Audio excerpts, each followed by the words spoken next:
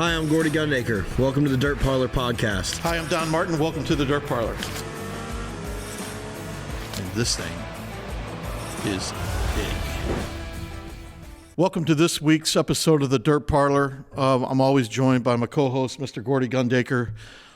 Before we get into our guest this week, we want to, first of all, send out our condolences and remembering Billy Hurt and the incident that happened over the weekend at Kennedale. Our thoughts and prayers, again, go out to all the families and friends that were affected. And before we get into our guests, we want to, first of all, thank all of our partners. We're going to first start with Steve Martin at Nutrien Ag and Ace Duran Trucking Company and Hauling, and then with Jeff Hoker of Hoker Trucking, Bo Popejoy of Hot Rod Septic, and Reed Millard of Millard Family Chapels, and Bodies by Skinny, an official Longhorn dealer, and also our great friend Maria at FK Rod-Ins. And getting right into it tonight, our guest, five-time World of Outlaw champion, Big Cat, High Limit champion, now co-founder of High Limit Series, won the Knoxville Nationals, won the Kings Royal. I mean, we go on and on, over, nearly 100 World of Outlaw wins. Like, hate to toot his horn, but I mean, the guy's pretty damn good. I've always enjoyed watching him race too. Anyway, we're going to talk a lot about what's going on with High Limit sprint car racing, and but we got Brad Sweet with us. Yeah. And last week they kicked off their series at Las Vegas, and I have to admit, I think it was the best Las Vegas has ever been. Yeah, I think so for sure. So, Brad, for one, appreciate you, making some time to join us, obviously coming off your opening weekend, but yeah, kind of recap what you thought, how your opening weekend went. I think from a fan standpoint, it was great.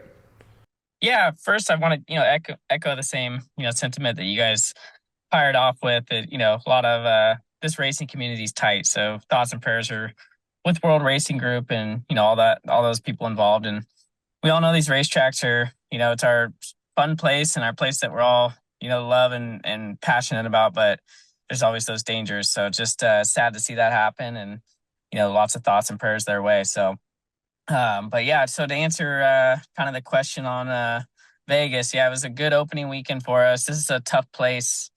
The desert, the wind, we had some sun, and the track's just a different type of dirt than anywhere else in the country. And so, we've seen the struggles here. So I put a lot of emphasis on, trying to get the racetrack right, because I know that's the only way to build an event is to have a good racing on track product. So put a lot of effort, and felt like we had 3 really solid nights of racing.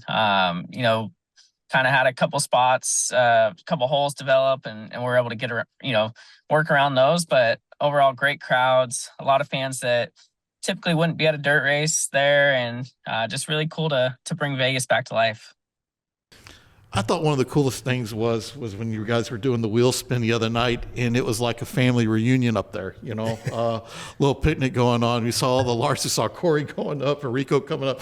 It was like, between the Larson and the Sweets family. I actually enjoyed it. And plus, they were really good at spinning some pretty good numbers for those guys. Yeah, it's there's definitely a family dynamic, in any racing community, but, it was good to get back to the track. High Limit, racing is a big family, just like all the racing community. So it was great to see all our staff and, all the racers. We had a great field of cars. There was just a lot of positive vibes, around getting the season kicked off. So yeah, I thought the staff did a good job. I thought our announcers did a good job. We had some guest announcers, and, I think Flo's been continuing to up the ante, on the entertainment side for the fans. So yeah, just overall, solid all the way around. Yeah. Brad, I want to ask you, I think it's, obviously, you're big into wanting to be a promoter and having High Limit and all these things. And, obviously we worked together when you guys came to Tri-City and stuff, but when did you know this was a path that you were really serious about taking on, High Limit and really wanting to kind of forego your racing career as a full-time racer to be a promoter and be, heavily involved in growing the sport? Yeah. I mean, I don't think I ever had a moment, as I was racing, that I was like, oh, I'm definitely going to be a promoter when I'm done. I think it's just kind of, I have a lot of passion and desire around, growing the sport, and truly believe that we have a really good product. I probably believe in it more than most, that it can be much bigger if it's done right. And I was a part of, lots of years on the road and lots of different races where we had many, many nights where I felt like, man, that was a really, really good night and the entertainment value is super high. And then there was many, many nights where it was mismanaged, or, things go wrong, and, it kind of makes you feel like you're back in amateur hours. So, just kind of, I think, to answer the question, probably when I promoted the first couple races, and I don't know why I did it or why I felt like the need to do it, other than I really liked Placerville Speedway, and that's kind of my hometown now in California. And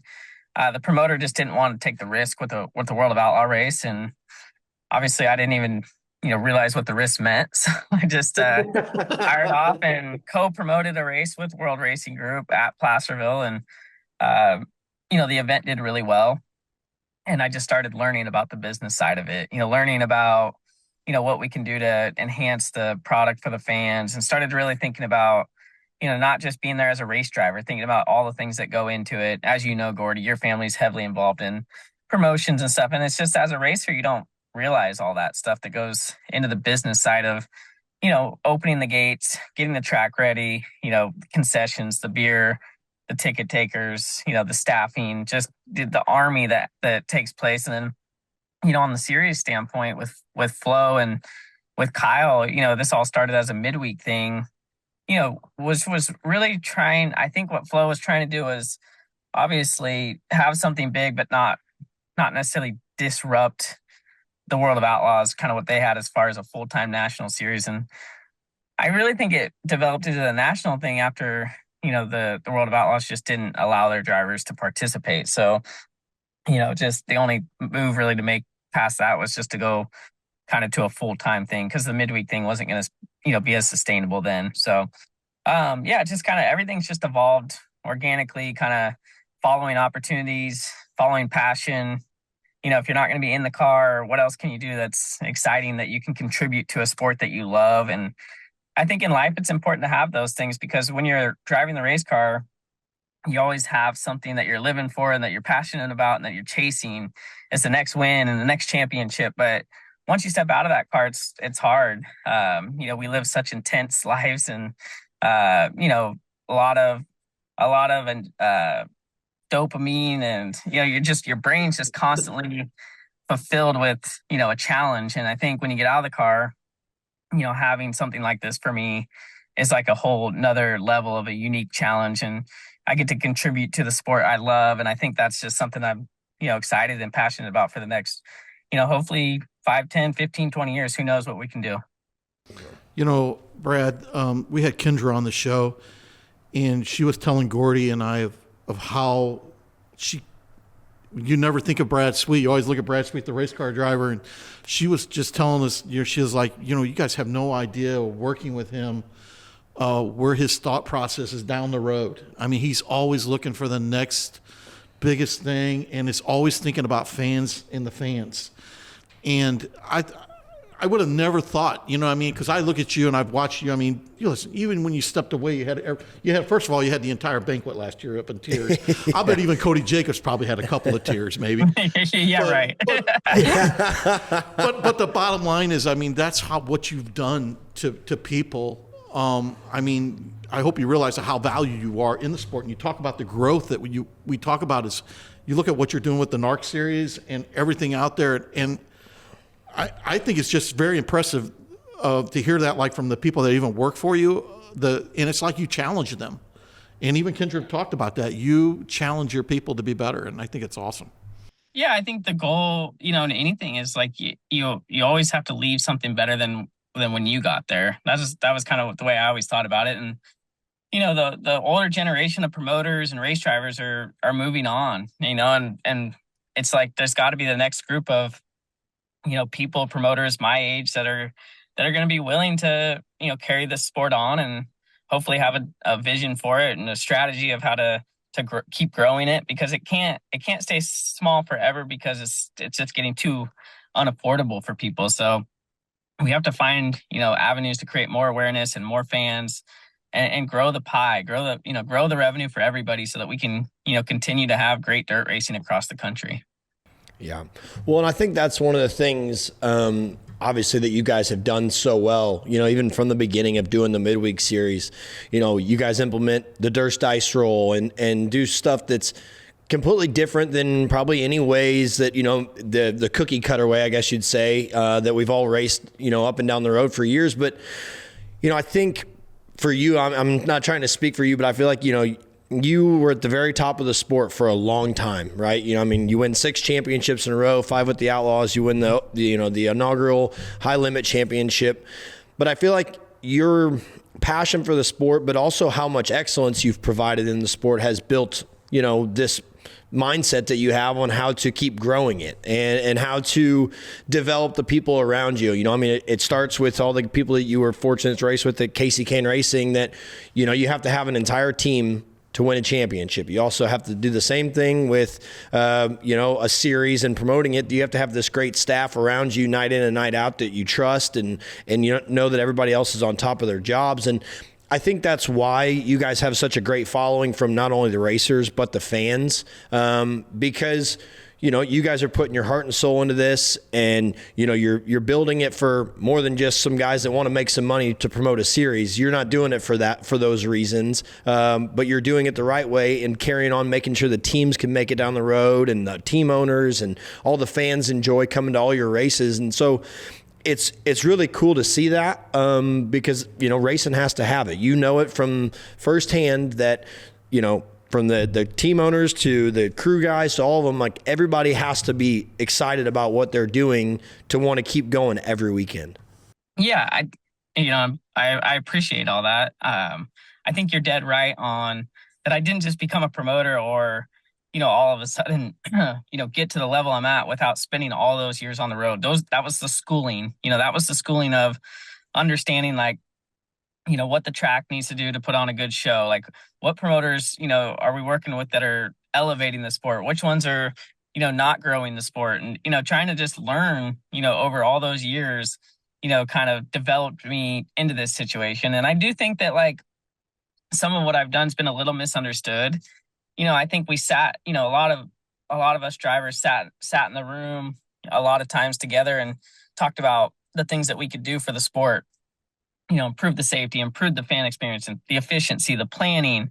And it was like, I think I was just, at that point in my life and career where I was able to, actually put that to action, and I think it's a little bit of a controversial deal, going against the World of Outlaws and competing against the legacy and history. And I do think that's, not my goal is necessarily like take over or, knock them down a peg. And I feel like there's that, like, stigma about what's happened that I don't like, but I understand that when you do what you're doing, you're going to, that's going to be part of the process. And so hopefully in the long run, everybody will kind of understand that my goal is just, like you said, Gordy, is to grow it and make it better for the drivers, the race teams, the crew guys, some of the people that are probably, the most against me, I probably did it the most for. So that's a little bit of the challenge. And, I think what we're doing is actions speak louder than words. So it's, as long as we just continue to do the right things for the team owners, the safety for the drivers, a better fan experience, attention to detail, and just try to grow the sport. At the end of the day, all those guys we're going to all come out better for it. Well, we talked about it even on here, Brad, the fact that having the 2 series and how healthy the sport is now, and people like Billy Baylock, getting an opportunity, that maybe, if there's only 1 series out there, this guy probably still on the IRA series, not taking anything away from Billy, but it opened the door now for, between the 2 series, there's over 30 teams that are racing full time. And you can't do that with 1 series. You just can't do it. Not at this level. No. Yeah, it was just a lack of resources, and Flo was there, wanting to get involved, and they have a huge subscription base and a greatly diversified, platform that allows us to really show the sprint car racing to, a big fan base, and that just adds resources to all of sprint car racing. So, it's just, you have Dirt Vision, you have Flo, you have, a lot of content for a lot of passionate fans. You have, two series to watch. You have two series to compete in for the racers and the team owners. And, you're definitely seeing a shift. I do think some of the local racing's maybe hurting because of it, but certainly, growing the sport on the national level and at the, kind of the audience, is really engaged into the national touring series, both on the sprint cars and late model side. Yeah. Mm-hmm. I want to know what it's been like for you to wear the hat now, as the promoter and the series director and all these things, when these guys come to you with an issue, right? Where they come to you and something happens on the racetrack, and now you have to play the bad guy in a way, and how that's kind of had to shift your mindset. And really, the reason I'm thinking of this is because I can remember the night at Tri-City that I think Rico thought he took the checkered and it was the white, and we threw the yellow, and it was a complete shit show. It was all, it just was like all bad timing. And then Kyle stops on the front stretch, and it just all went haywire within like 30 seconds. But what's that been like for you to have to, change how you go about that situation? Because it's not just you being upset about what happens on the racetrack. Now you got to deal with 24 guys who maybe you're dealing with it.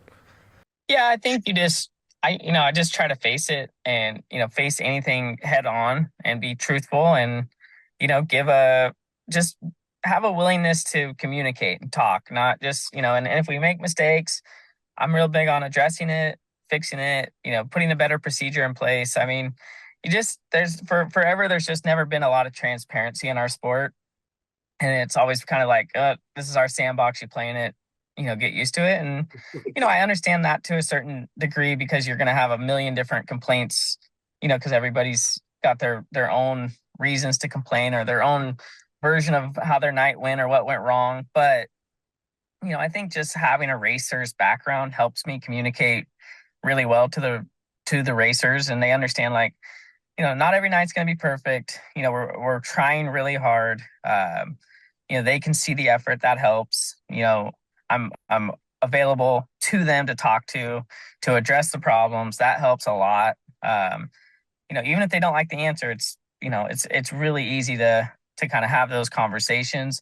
And then hopefully, we continue to improve and we have less and less of these controversial issues, but you're always going to have something. It's just, this dirt racing world is definitely a group of very passionate individuals who, are not afraid to express their opinions. So just getting used to all that, it's not easy. You just got to have thick skin, and you just got to kind of keep things in perspective. At the end of the day, we're just racing dirt cars at a dirt racetrack, entertaining some fans. So if certain nights go bad, we all wear it on our sleeves a little bit, but you kind of just, you kind of look at your kids and your wife and your family and think, like, you just got to have some separation, and you got to realize, like, hey, not every night's going to be as good as the last or the next one.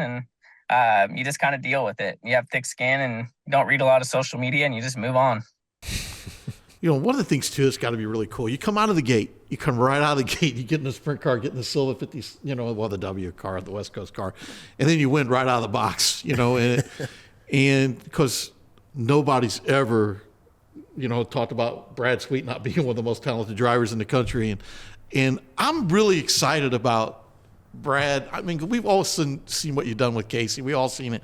But, with Kyle's schedule and stuff, and we're going to see you in the 57 a lot this year, I think it's going to be a really exciting for us people. Like, I know me and Gordy, we're pretty jacked up about it, and because we just, and it's got to be, how excited are you about this opportunity this year?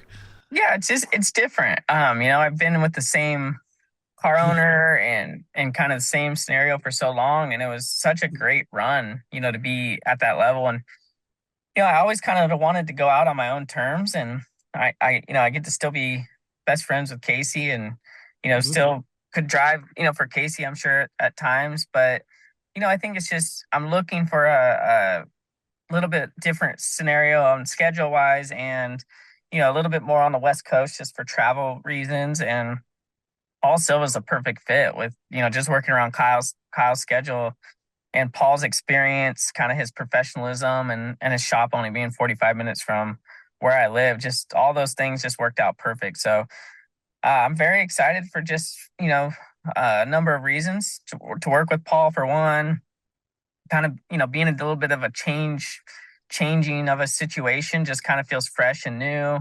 And then not having a full blown 70, 80 race schedule, kind of looming. It's allowed me to kind of pick and choose, try to stay fresher throughout the year, try to be more excited to be at the track racing.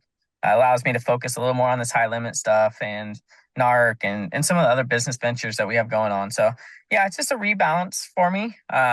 See how this year goes, and can always kind of make changes to whatever, works better for myself. But that's kind of the era I am in now, I guess, is I'm just focused a little bit more on what's going to be best for me personally and my family and stuff. And, racing 30, 40 races with Paul is going to be a nice change of pace for me this year. Yeah. Well, I wonder too, were you set on that at the beginning of last year that was your last year, or did the crash at Eldora play into that decision some, or, because I'm sure everybody's wanting to know, right? Like what was the ultimate decision that all of a sudden led to Brad not wanting to be, full time anymore?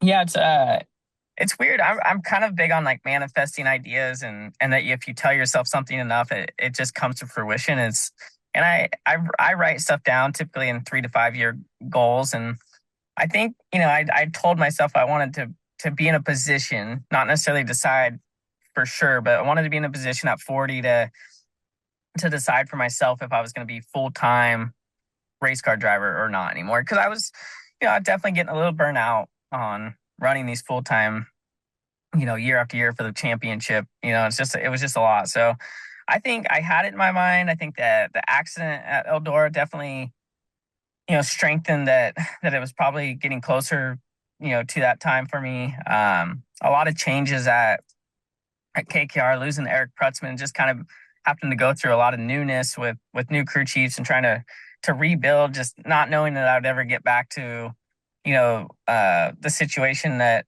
we kind of were in our prime. I probably just felt like I was spending more time on the business side of stuff and less time, on race car driver Brad and what the car needed. So there's just a lot of factors that just kind of started to build. And then I think it was kind of, Eldora was like really, I remember laying in that hospital bed thinking like, what am I doing? And then like, it's time. And then I think around Skagit, I just wasn't really having that much fun anymore and just didn't see the point in doing a whole nother season and being miserable. So just kind of made that decision and told Casey and was like, hey, this is a for sure deal. I'm out. You need to find another driver. We need to, let Napa know, cause that's hard to walk away from Napa sponsorship, top of the sport, KKR, been there 18 years. It's not easy. That's where the emotions come from, at the banquet and stuff. Is just, you put your heart and soul to get to that point, but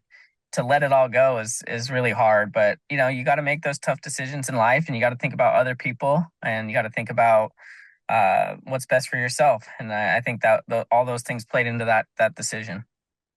I was thinking about the 18 years that you had with KKR, and I still remember when you and Kevin Swindell were teammates in midgets at Macon in the U6 with the Mopar deal. And that just tells you your dedication. I mean, really, you think about that.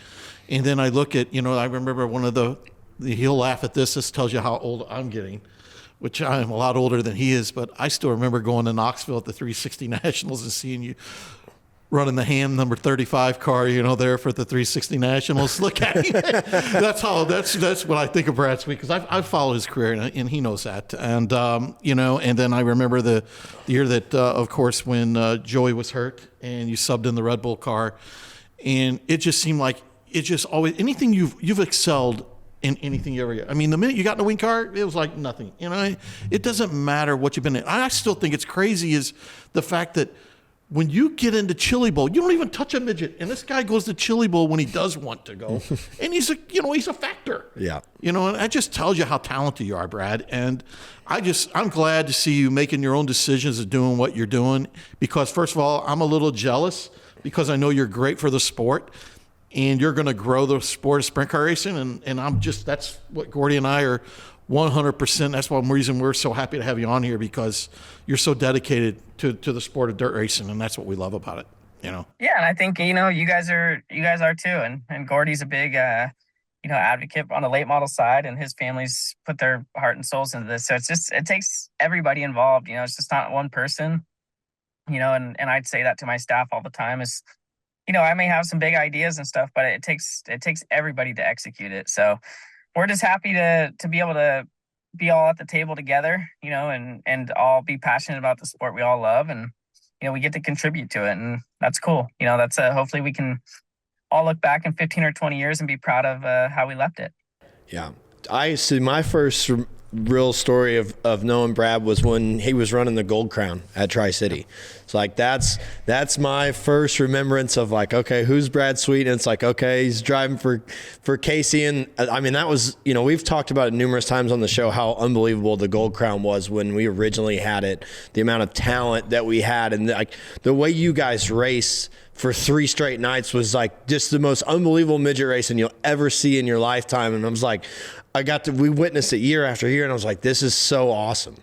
Yeah, no, it was. I remember when you guys kind of revamped the facility, and I hadn't really spent a ton of time in the Midwest, but I remember my first trips to Tri-Cities, and it was honestly, I think I won like 2 out of the first 3 nights of my first time at Gold Crown, and I lost the final night. I can't remember who, but definitely had a lot of good runs those first couple of years, and probably even more fun out and partying out in the campground after the races and stuff. There was a lot of fun back in the day. Yeah, Tri-City Speedway has a history for parties after the races. I'm gonna have to try and find. I'm pretty sure I have a picture of like you, Kyle, maybe Rico, J.R. Todd. There's like 10 of us in this photo. I mean, it was so long ago. I'm going to have to try to find it because, I mean, we all look like children, obviously. I mean, and we were children. We were. Yeah, you're right. Yes. And it's so funny. Like, you look at those guys that are in that photo and where, all your guys' careers ended up and how far they've advanced, but, how fun those times were. And, like, obviously that's where the passion gets developed, right? Like, all the guys that we race with and the amount of time you spend on the road with these guys and get to know their families. And you just become best friends with them, obviously by choice, but not by choice. Like you don't know anybody else but those guys you spend time on the road with. And honestly, that's one of the things when we've talked to all your high limit guys that come on here, that is the one thing they reiterate is how much of a family it feels like the race teams and the guys that travel up and down the road and how much time they spend together outside of there when, they have a day off or they're traveling to a racetrack together and they stop somewhere. Like you guys have built that culture up and surrounded it in your guys. And I think that's why you guys have such a great following. But, it comes from a place of knowing and understanding what it takes to get up and down the road. Exactly. It's just that extra little bit, that you actually care, that we're partners, that we care so much about our race teams. We know that we don't exist without them, and I just always want that culture to feel that way. And I don't want the pit area, we can be fierce competitors, but we don't have to hate each other. We don't have to have this culture of nobody talking and we're all out there to, kick each other's asses. It's just like you get on the track, you race hard, you respect each other, but you pick each other up when you need help. We're one big fraternity, and that's the culture that we want to build. It's the culture that I wish that when I was on the road, we had more of. But that's part of my contribution to the sport moving forward is trying to make those changes that I want for the next generation of racers. I want those things, and that's one thing that I'm proud of, and that we're working for sure. Your roster of drivers is incredible. I mean, it's nuts. I mean, watching last week, and we had Tanner Thorson on the show, of course, and me and Gordy have talked about the fact that how Tanner is going to just get better and better and better. And then, of course, Gordy and I are big Reitzel fans. We don't hide it from anybody. And watching with Aaron, Tanner, and then Courtney being healthy, and you go down the list with Rico being the champion, I mean, and then you get, Marks and, just Dace, I mean, it's just Kerry Madsen being back. I mean, it's just, where does it stop? Yeah. It's unpredictable. and it's from the top to the bottom, just much closer than anything else out there. I would say, I'll come out and say it. The World of Outlaws probably at the very, very top, or there's 2 or 3 guys that are really strong on the World of Outlaws. But past that, with High Limit, it's like 1 through 9 or 10 is like you have no idea where to place them in points or how it's going to shake out because they're all so close. And I think that's kind of what the fun part is to see that unpredictability and to see just the new guys, kind of stepping up, that you're just unsure how they're going to perform in new cars. And yeah, Tanner Thorson's like, he's going to be really good because of how hands-on and how much passion he has for it all. So he's exciting. He's got a personality on him too, which is pretty cool. We need personalities like him and Reitzel, the little bit of a villain type, aspect to them. So yeah, it's cool. It's cool to just let the stars be the stars. It's cool to help create the platform for these guys. That's really my dream, is just to have all the best sprint car drivers be racing on this badass platform and making unbelievable, great livings and entertaining thousands and thousands of fans across the country. That's my ultimate goal. I don't want guys like Corey Day coming up, the next generation, wanting to go to race on pavement. I want them to stay and race these dirt cars and make great livings and feel like this is the place to be. So hopefully we'll get there. Might take a while, but we're certainly chipping away at it. Like I said, and we didn't even talk about Gio and Justin. Yeah, I mean, right. it just You just keeps going. I know. And then I know, man. That's what I mean. We just stopped, and it's like more names just keep popping in your head. It's like, what the hell, I mean, there's 10, and then if you bring in like a Corey Day or a Kyle or myself at times, it just makes it that even much more intense. So it's pretty cool. It's and then when you go to the really big events where everybody comes together, it's just crazy. The intensity picks up. So yeah, sprint car racing needed this, whether we all knew it or not. It needed the rivalry. It needed the intensity. It needed it's cool to see how it's all playing out right now. Did you like the fact that when you saw Aaron win on Saturday, how he talked about Yeah. Oh yeah. Yeah. He fired right back at Corey, right back in victory lane. Yeah. That's what you need. You can't script that type of stuff. You need you need those personalities. You need a little bit of drama. You need the shit talk, and you just need a little bit more, and that's what Aaron Reitzel brings to the table. And he's only getting better. He's at that prime of his career too. So yeah, I think the High Limit, points battle and the whole season's shaping up to be a pretty entertaining, pretty exciting year for our guys. Yeah. I mean, that's what is driving, so much, I feel like, viewership for you guys is you guys have this massive array of like all these different personalities, right? Like Rico is Rico and he has this great following no matter what. And Aaron comes in, and last year, he's out at Port Royal and all this, just kind of talking shit and doing what he does. And then, you get Tyler in there who comes from his own side. And it's like the dynamic is so cool to see. And then you, like you said, when you throw Kyle in the mix of this and Corey Day, and right, it seems like the level that these, guys who are trying to make a name for, it's like they level themselves up and try to, bring more to the table when those guys are there, because there's so many eyes on you guys at that point. Hell, you have Seabell in the mic stand the other night announcing. You had Hocevar in there, and like I saw the other night, Barstool Sports, one of the Barstool Sports guys was over at the racetrack.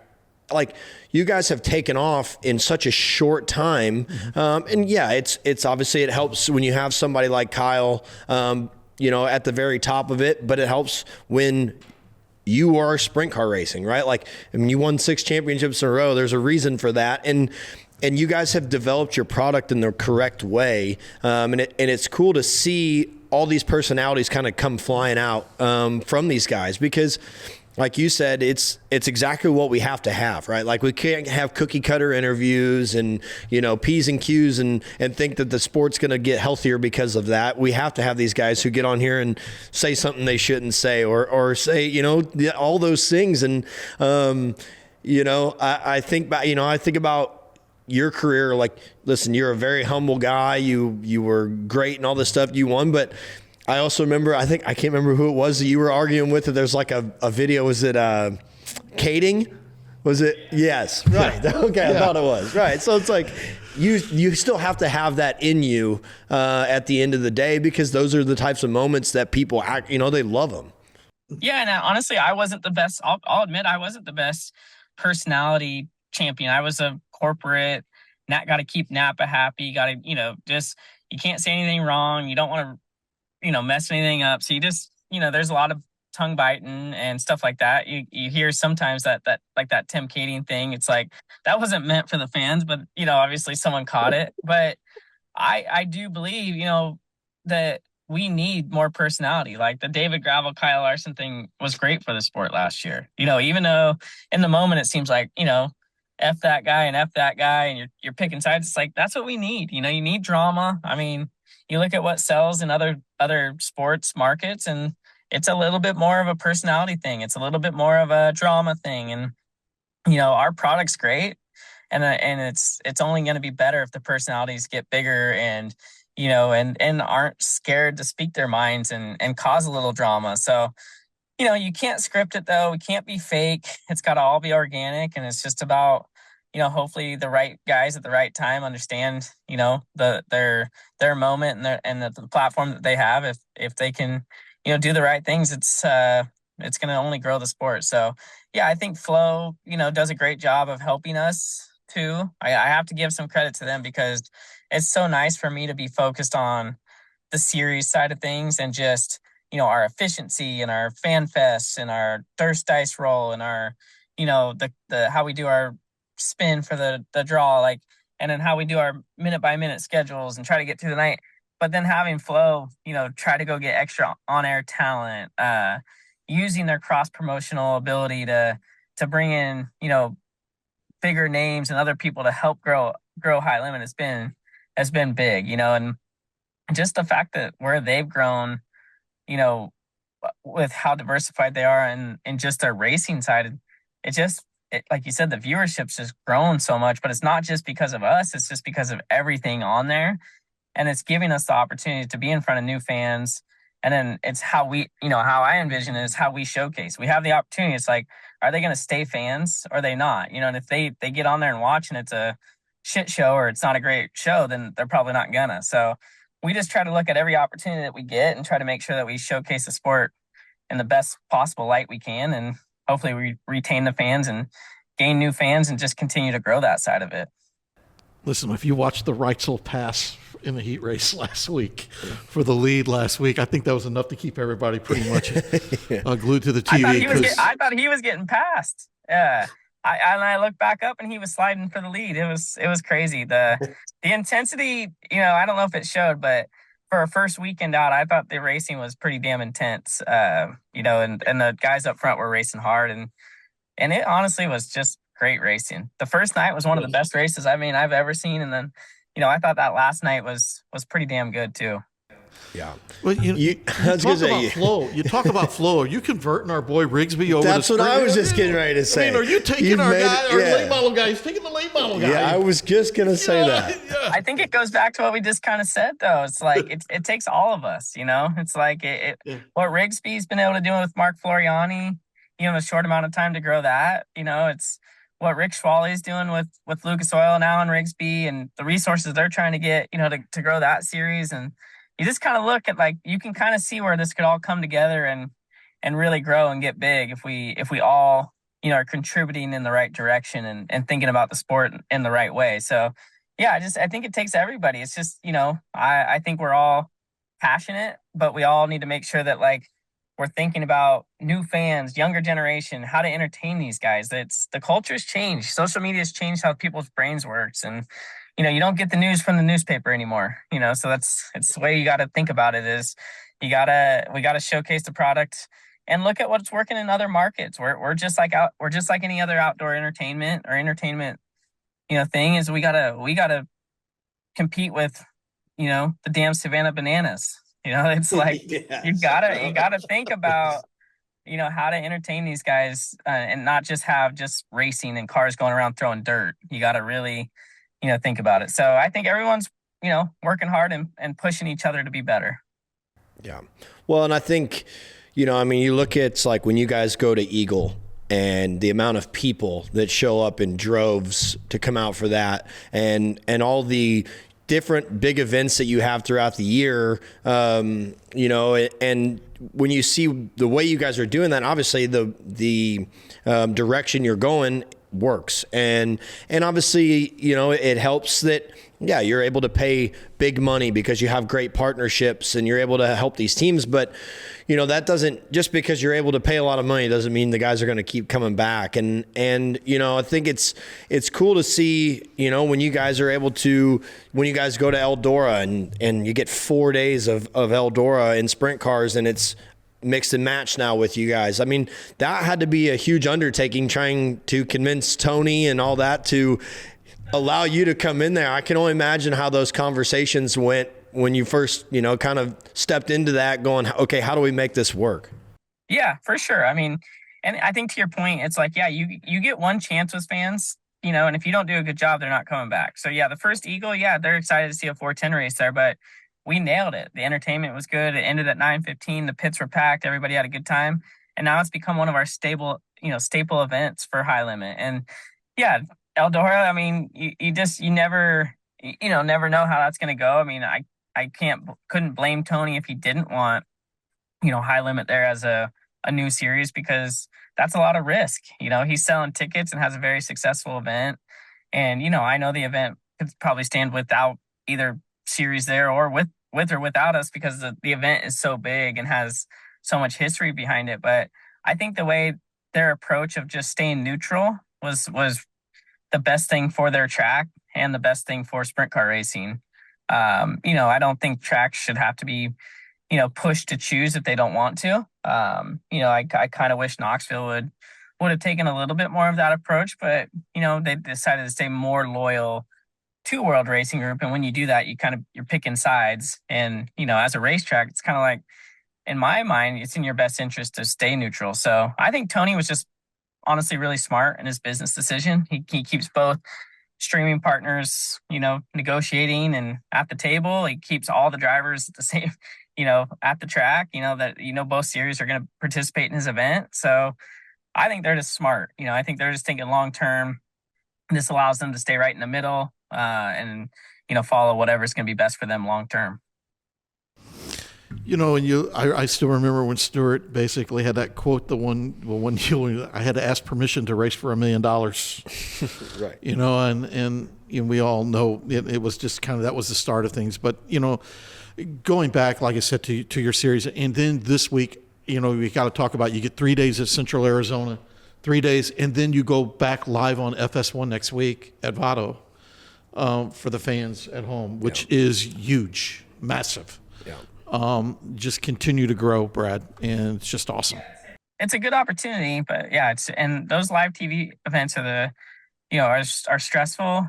We had one last year and now we have 6. So, I think that's a good sign for the sport, that something like, someone like Fox Sports 1 has interests, and that we can fill that programming void that they have during the middle of the week in the summer. And, it showcases sprint car racing. That's awesome. I think, we just have to make sure that we do a great job. Once again, that's the challenge is, how does that sport come across that TV, and how do those fans perceive it? And that's, to me, is, if, as long as we are prepared, I think High Limit's the perfect series to try to pull all this off. And the entertainment value will be super high. So, just got to make sure that we execute on those, those nights, and be extra prepared, but really excited for that opportunity for sure. And it's coming quick. It's only, I think we're less than 10 or 14 days away. So it's pretty exciting, and excited for Royal out there at Vado. He's a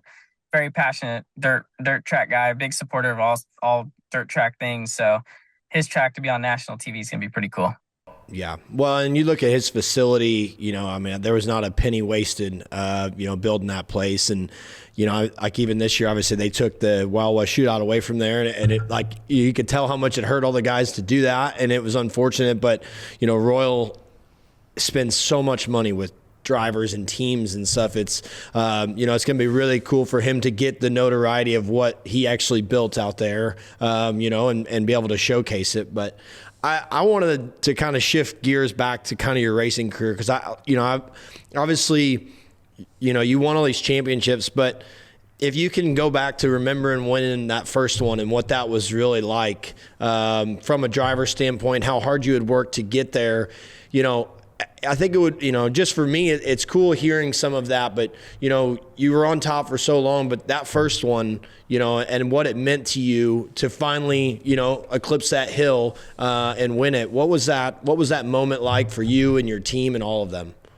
Yeah. I mean, my racing career, a lot of people may not remember, but, I've had to just scratch and claw, my whole career. Didn't come from, a lot of money backing me or anything at the beginning. So, really kind of had to dig deep, just to survive early on in the, in my early days, just trying to learn and get rides and get opportunities. And, when I got the ride at KKR, I just remember thinking like that finally, I'm never going to let this slip away. So, just always kind of worked extra hard on, all the stuff outside of the car that I could improve myself, fitness and studying video and all those things. And, I think I was really gaining on it as a sprint car driver, just, those 3, 4, 5 years on the road of, going to those tracks that you're uncomfortable at and getting better at them. The Williams Groves, Wilmot, Wisconsin, Grand Forks, North Dakota, you're at so many places that are just foreign to you those first couple of years. And you just have to figure out what works, build a notebook. And you're racing against Donnie Schatz, who's, every track feels like home to him. At that point, that's who the guy was to be. And I remember in 2018, I won the Knoxville Nationals. I beat him, and that helped me give myself some confidence. Like, hey, I think if I, dig even deeper, I think I'd sat through the banquet like 5 straight years of watching Donnie Schatz win. And he was a great champion. He was unbelievable, every year to compete with, because he taught me so much. When I'd study the film, I'd see, the mistake I'd make, and then, where he'd capitalize every single time. And so I just started to change my, approach on things. And, 2017, 18 kind of developed into a little bit different of a driver, more consistent, would search different lines, really paid attention to how Donnie, won those things. He just never put himself in bad situations, was constantly had his car working on other parts of the racetrack. So really studied that. And I won the Knoxville Nationals, pounding the bottom, and I was proud of that. Beat Donnie head to head, which was cool, and Kyle. So, all those things kind of build and compound and give you confidence. And 2019 was the year. It's like, Donnie made a change, crew chief change, and they were probably not quite as strong as he was in the previous couple of years. And Eric Pretzman and I were hungry, it was our opportunity. And, we capitalized. We dug so deep, and it was the most stressful year ever. And when we won, it was honestly more of like a relief than an excitement. It's hard to explain that, but it was just so hard all year that, like, when you finally won, it was like, phew, we did it. We're over the hump.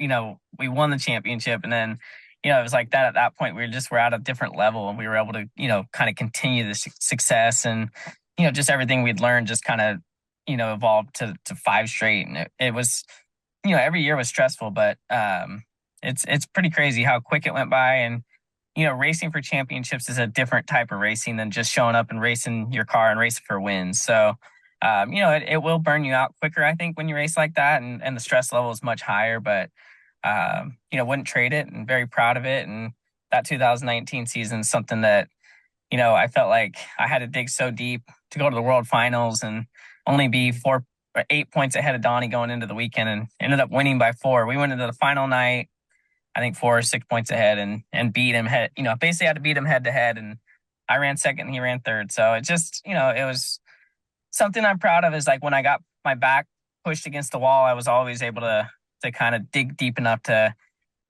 execute and win. So I'm very proud of that in my career. The other thing is, you've had a lot of great teammates. You got any particular teammates like Pittman and Joey and all that? You got a couple of you got a good Pittman story for us. Yeah, I mean, I had a lot of great times with, a lot of them. Joey was kind of, getting out of the wing car when I was kind of coming in. So Darren was kind of the leader at KKR, and then Cody Dara was there. Yep. Cody Dara and I were tight. I sure miss Cody. He went and kind of ran the family business after the racing stuff didn't work out. But, Cody and I had a lot of great times together, running around. As far as a good pitman story, Darren's, it's hard because he was just such a good family guy. He at that point, just my memories of Darren are mainly, going up and down the road in the motorhome, and watching him raise his two kids, two daughters, and Sure.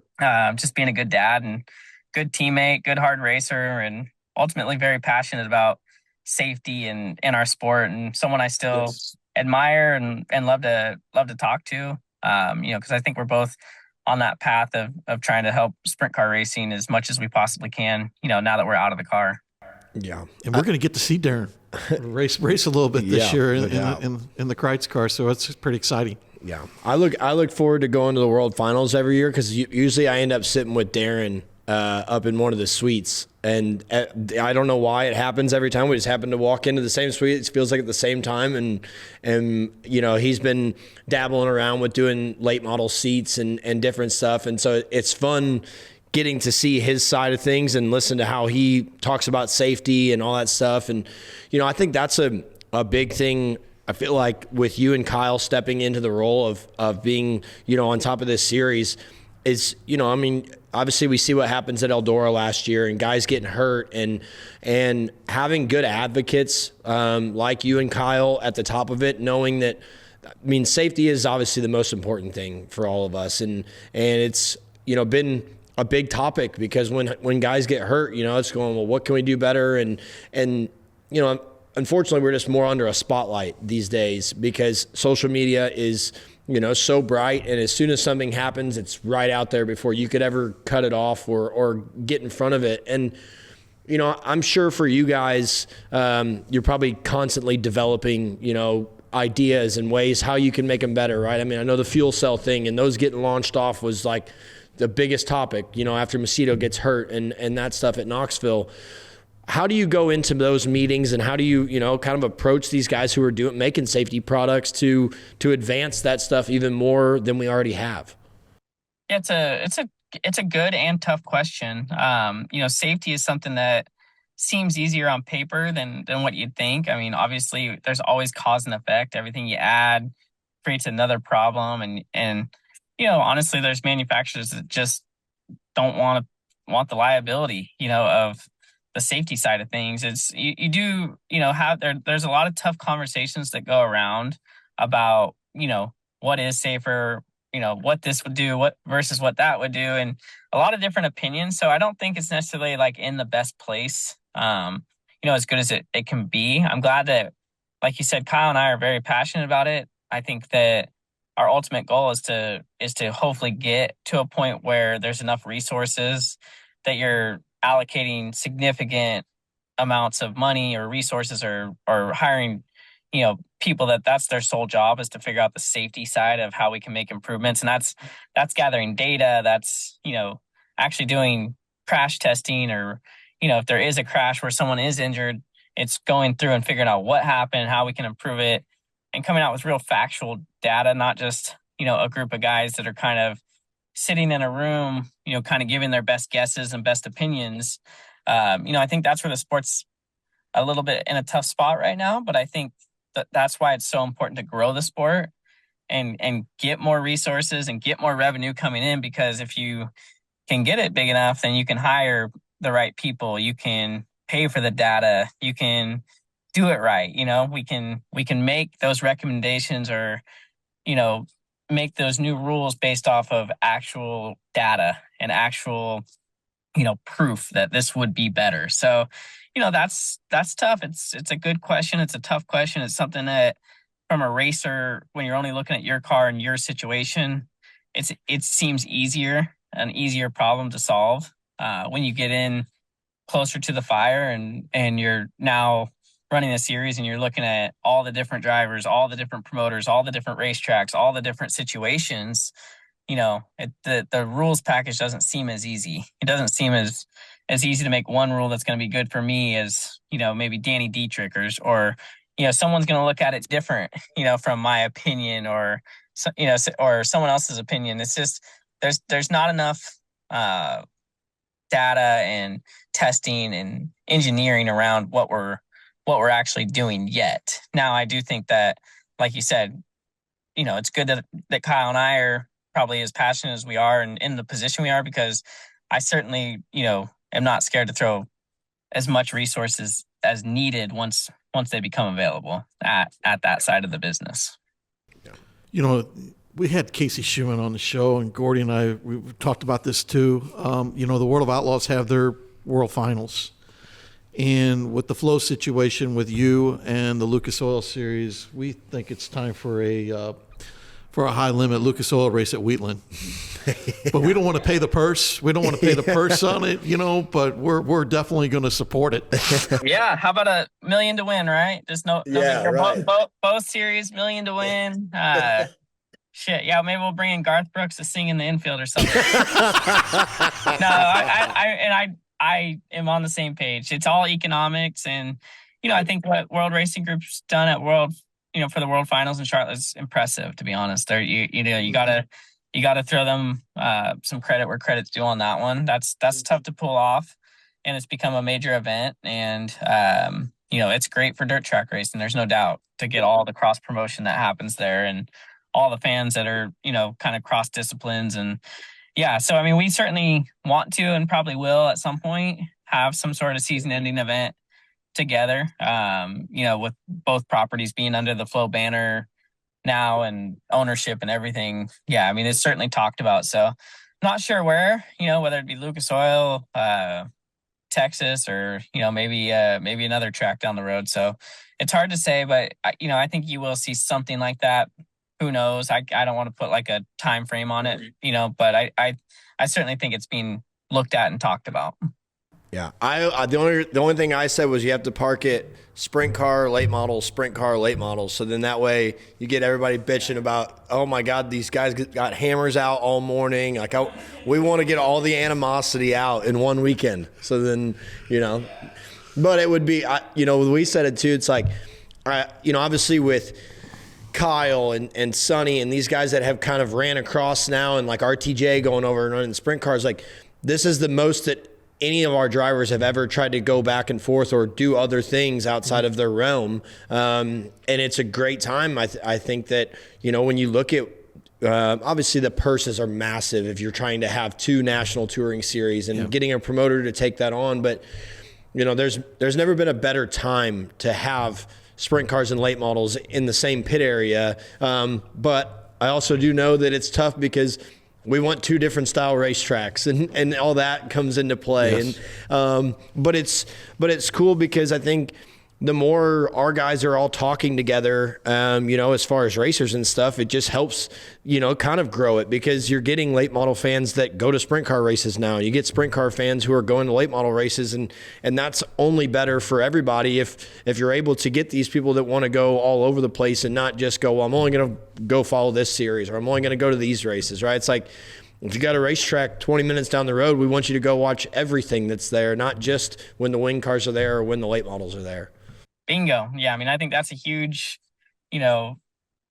part of growing the sport is having, race fans be race fans and not late model fans be late model fans. And it's crazy. It's like we can't race in the South because it's late model country, and they can't race in Knoxville, Iowa, because that's sprint car country. It's just like, it's crazy. Like I think that's changing. It's just slowly changing. But even myself, I'm a sprint car guy through and through. And, only a few years ago did I start really watching late models and paying attention a little bit. And I'll be honest, that's the Kyle Larson effect probably a little bit on me, and Flo's diversification a little bit. It's like, okay, I can turn on, when I'm bored, I'll just turn Flow on and see what's on. It's like, it's becoming a channel. It's something that you just have on your TV and you just want to see what's on. It might be freaking snowcross or, drag racing or the Cars Tour, or, you're just always looking for something. And that's good. That's the goal, I think, is to make this short track racing scene, race fans just like it all, like all the disciplines. And then we can grow these big events a lot easier when you can go somewhere and get both late model and sprint car fans to show up. I think that's the key and that's the challenge behind it. It's just you're doubling the purse. You need to double the revenue to make it make sense. Yeah. Brad, I'm going to put you on a spot here a little bit. Oh boy. But I got to ask you, if you had to sum up sprint car racing for the race fan at home, or just one word to describe sprint car racing, what would it be? One word. One word. I always thought a good term for it. I'm gonna not say it one word because I don't think there's one word that can describe sprint. All right, you can go a little bit longer. Yeah, I thought when they say jet fighters in a gymnasium, I always think that's a good one because it's like if you're watching, it's just crazy. It's just like constant chaos. It's short, it's fast, and it's wild. It's like for me watching from the infield, I'm like, dude, how was I out there racing with these guys? They're freaking crazy. So, but no, it's highly entertaining when it's right. It really is. Yeah. I got friends when they go to a sprint car race for the first time, they think it's like synchronized swimming. Like, how do these guys, 24 guys, go into turn 1 at Knoxville and yet not have a major collision as fast as they're going? Yeah. He goes, dude, is it like wrestling? Do they talk about this shit before they go out there? It's like it's a sixth sense for sure. I mean, you kind of have to feel things and not you don't just see everything. You have to feel it. That first night at Vegas went 25 straight laps, first race of the year, and it took like 7.5 minutes, and it was like there was so many close calls and so many, so much going on, and it was like nothing happened. It's crazy when you get the best drivers, on the track, and you get good track, and there's just not a more entertaining racing product than a dirt track, a good, short track dirt race. That's just, I think sprint cars are just a little more exciting, but honestly, I see some great late model races too. So, I think the late model product is, has some advantages over sprint cars, no doubt. But there's something about a sprint car that's just different. It's like there's nothing else like it. Yeah. Do you find yourself falling into like the race fan realm sometimes when you're in the infield watching some of these races where normally obviously you're kind of scanning the racetrack, making sure nothing happens, but then the top 3 get to racing for the lead, and next thing you know, 5 laps go by and you're like, shit, I haven't watched nothing else. Does that happen to you? Oh yeah. I'm not the head official. I'm a fan.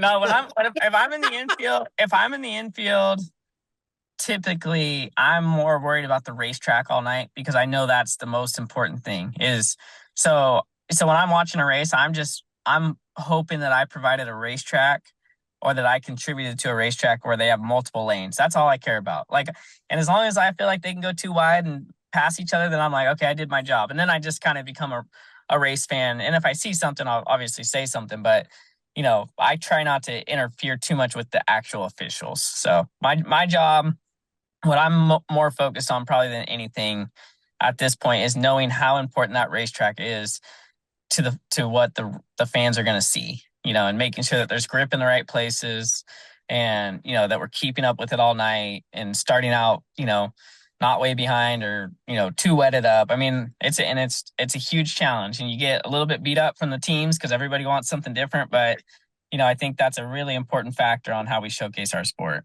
Yeah, I'm not going to try to self-incriminate me and you here, but I can remember that. I want to say it might have been the first or the second high limit show. Dad obviously normally is in the infield with us, and he was fixing something, and Brad's like, hey, we need to do something to the racetrack. And I'm like, all right, well, hell, let's do it. And I'm like, okay, well, we're going to decide something here. And I think Kyle redrew the 6 in the dice roll that night. And I think Rico started on the pole, and we're going out there, I'm watering, and he's like, are you sure this is enough? I'm like, I've made a lot of laps around here. I think we're going to be all right. And he looks at me, he's like, we have to make sure Kyle can get from 6th to a chance at the win so we can get a show, right? And I'm like, yeah, whatever. And him and Rico put on an unbelievable race that night. And I think Kyle won it, but it was cool to see you that intense about, what the racetrack needs to be and also understanding it, right? Because, just as much as anybody, you have to have those multiple lanes. And I can also remember going, if I fuck this up, my old man is going to kill me. And we had this awesome race, and it was super rewarding, which is what I'm sure you feel when you go to and have these big races and they put on a great show. But I can remember literally standing on Victory Lane, like I'm videoing Kyle and Rico just going at it. And I was like, wow, this is awesome. Like this is a high that you can't ever explain to somebody.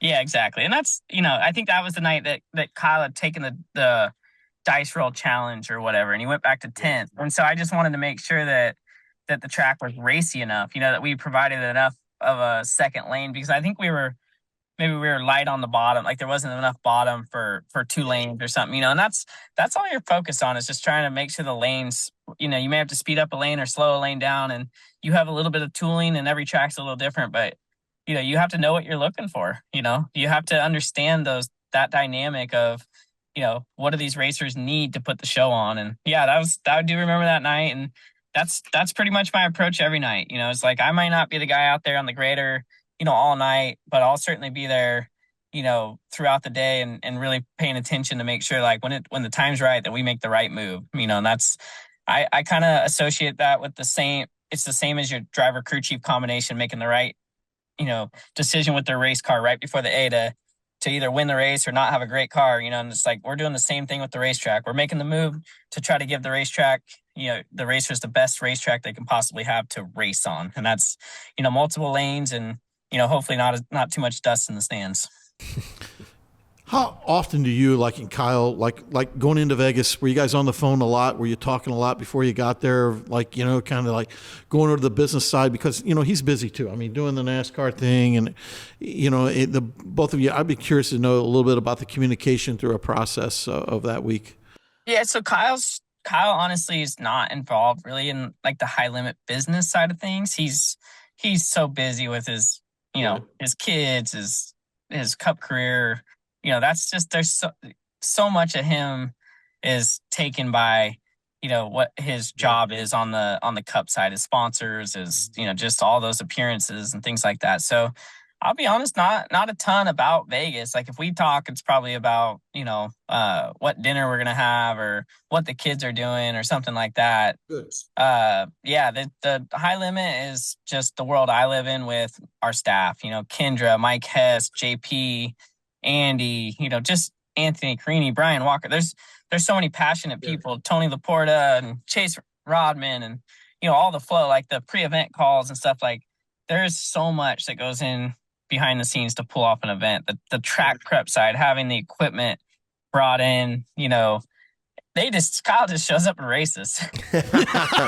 It's just a helmet bag That's carrier. the way it should be. Yeah. And honestly, and that's what he brings, and we all know that. Like he brings his likeness and the ability to bring new fans, and to have those relationships with these NASCAR tracks. I think, I don't think it's solely because of Kyle, but I think a lot of it comes from the fact that they know they're going to have Kyle racing at both places. I mean, and other NASCAR stars. So yeah, I mean, he's a great ambassador for dirt track racing. And I think he's, giving us the opportunity, whether, however you view it, he's given us the opportunity, all of dirt track racing, to either use him to grow the sport or not utilize him. And that's up to us. And so, we've really gravitated to trying to, utilize his likeness and him when he's going to be there, but also try to grow a series that can stand without him as well. And I think we've done a good job to launch it, but,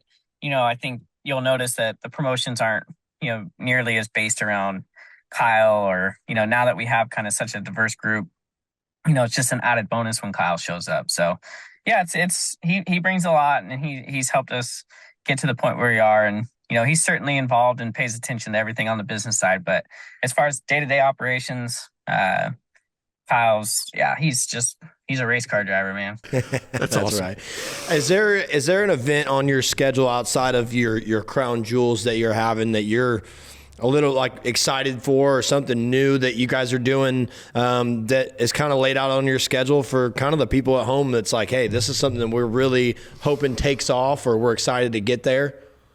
Well, I think Vegas, was that for sure. Going to 3 days and having the crowds that we've had, it's starting to feel like it's getting there. Like it could be one of the bigger events, and to be early in the year is pretty cool. I don't know. I mean, it's just the West Coast stuff's done really well for us. Skagit continues to grow. We're going to go back to Montana this year, which is exciting. And we definitely have a lot of excitement around that. They've been kind of starved for a few years. So that's exciting. But yeah, the rest of them, I mean, obviously you just have your big ones, your Eldora, your Port Royal events, the Whitekurt, the Tusky, the Gold Cup, the Skagit Nationals, and then obviously this next weekend in Arizona is going to be big. We went to 3 days, and what Jerry Petty and Brad Whitfield have kind of built there at Casa Grande is definitely growing. So, and then I'd say probably the 6 Fox Sports 1 races are kind of the things that stand out to me that the most, like, we're the most vulnerable, I guess. It's like, you have to execute. Those have to look good. It's just, you're not just on Flow, it's on, national television. So, and it's live. So there's no hit and rewind or, restart or anything like that. So yeah, it's exciting. We really have, a really exciting plan for this year. Awesome. Well, I think we've taken enough of your time, and Brad, I can't thank you enough for coming on the show with Gordy and I and joining us on the Dirt Parlor, and hope you had fun. Yeah, no, I appreciate the conversation. You guys are doing great things as well, and hopefully we'll just continue to work together, and we can all grow this sport that we together that we all love. Awesome. Yeah. Well, thanks again, Brad, and good luck whenever you race next, and I'm sure we'll see you down the road soon, man. When's the next time you're in a sprint car? When's the next time you're in a sprint car? Arizona this weekend. Oh shit! Look at that. Good luck this weekend. Yeah. Thanks, guys. Thanks, Brad. See you. This past weekend, first of all, want to thank Brad Sweet for coming on the show, Gordo, and and now that he's gone, yeah, we got to talk about some things that I saw last week. But I got to start it off by Ethan Dotson. Yeah, I got to know from a driver. And seeing the Strickler interview and seeing both sides of it, I definitely got to get your perspective. Well, I think the Strickler-Dotson deal is, obviously there was just that place. Well, here, I'll start here. Those are 2 guys that don't like lifting for anything, right? Listen, if you've watched any of them race over the years, they'll beat the fence down. They're not afraid to rub on each other, on anybody. It's just like that's the way it works. And they were not going to give each other room. There's a lot of money on the line there. And, obviously the first start with Dotson and Forrest Trent didn't go the way anybody. So when that situation happens, I think as a racer, you're already kind of putting yourself like more pressure on yourself, right? And so, obviously Dotson kind of forces the issue in a slider into 1 and 2 on Strickler. And, Kyle's going to turn back down the hill and try to get by him. I don't think the deal in 3 and 4 was as blatant on either end as people looked at it. One of the things obviously that happens there is I think Strickler actually comes back up the hill into Ethan. And when you get hooked left front to right rear, there is no turning out of that. Like you don't just have the capabilities to just turn the wheel back to the right and drive off of him. It's hard to say if he lifted or didn't lift. I'm not going to put that on anybody because you're also trying to keep your wheel spinning and keep going for whatever happens. But, I think it was just 2 guys who really have a lot to prove in their careers, and they're going for it. And unfortunately, Dennis Erb catches the bad side of that. Ethan and I actually had that deal happen to us at Humboldt last year. It was almost the same style deal that it wasn't either of our faults. Now, Ethan and I didn't react the way that Kyle did in his interview on that deal, but I think we both knew it was a racing thing. And listen, it's another controversial moment that everybody's going to talk about. They're going to have their opinions. Do I think either one of them were trying to crash each other there? Absolutely not. You're starting on the front row of a heat race, and you're not going in there going, all right, well, I'm just going to wipe this guy out. Right.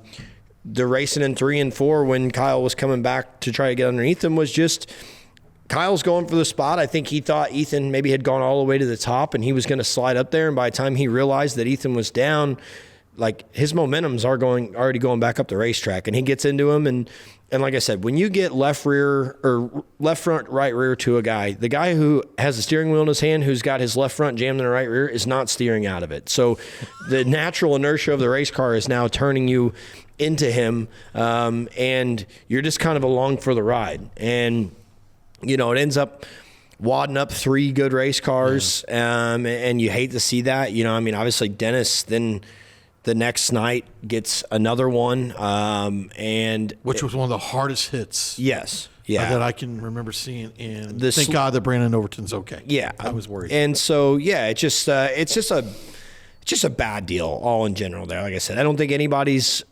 trying to wreck each other there. Obviously, Kyle gets flipped. He's going to be pissed. I can understand exactly in that moment. Mm-hmm. I don't even know if he didn't even realize at that moment that Dennis was the one that actually ended up launching him over, because he hit him, and that's what flipped him over.